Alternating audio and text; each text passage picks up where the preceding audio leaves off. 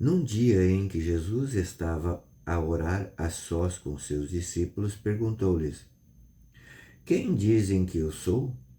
Responderam-lhe: Uns dizem que é João Batista, outros Elias, outros pensam que ressuscitou alguns dos profetas.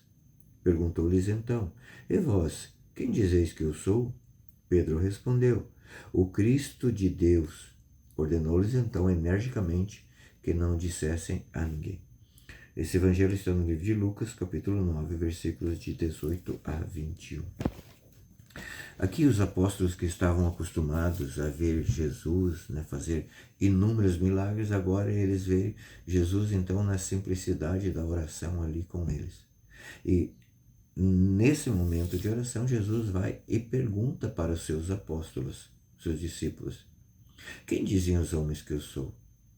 Veja, existe um método por trás dessas perguntas, né, desse sistema que Jesus estava conduzindo essa oração. Primeiro ele vai perguntar quem dizem os homens que eu sou, para ver se seus discípulos não estão com ele, né, principalmente seus apóstolos, não estão com eles por conta do efeito manada.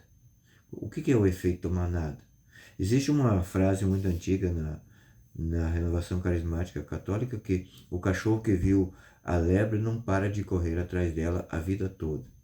Mas existe também o cachorro que viu o cachorro correr atrás da lebre e corre porque vê o cachorro que viu a lebre, né?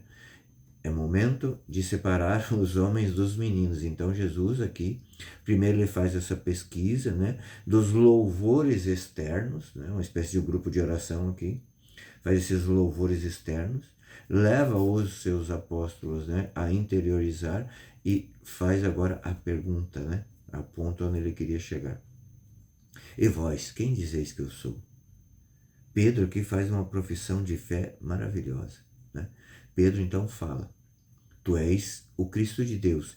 Na versão de Mateus ainda é melhor porque diz assim, Pedro vai dizer assim: Tu és o Cristo, o Filho de Deus vivo. É como se Pedro estivesse falando a filiação, o CPF, o endereço e tudo mais. Por quê? Porque existiram outros Cristos, porque Cristo quer dizer ungido. Então existiram outros Cristos, outras pessoas ungidas.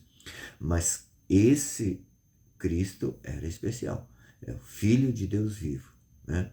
Então Jesus, diante dessa profissão de fé, né, de Pedro, ele ordena energicamente que não conte isso para ninguém. Por quê? Para que não houvesse o perigo da soberba e para que não se atrapalhasse também o plano da salvação. Por que Maria não fez nenhum milagre? Maria ficou em silêncio durante o tempo todo, né, até a crucifixão, para não atrapalhar o plano de salvação de Deus, né? Deus tem um plano da salvação para a tua vida e para a minha vida. É preciso que nós entendamos qual é esse plano. E é preciso que nós olhemos, né, para a primeira leitura de hoje, que está no livro de Eclesiastes 3:1, que diz que para tudo há um tempo.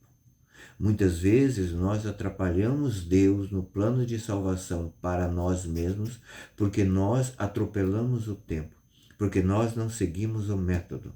Veja o método de Jesus aqui. Ele está a sós com seus discípulos, né? Está ali numa espécie de grupo de oração. Ele estava orando a Deus. E aí ele vai pouco a pouco, né, fazendo esse louvor, né, externo, para daí se entronizar aquela pergunta que é realmente aquela resposta que ele queria. Tudo isso tem um método. E no momento que Pedro responde, né?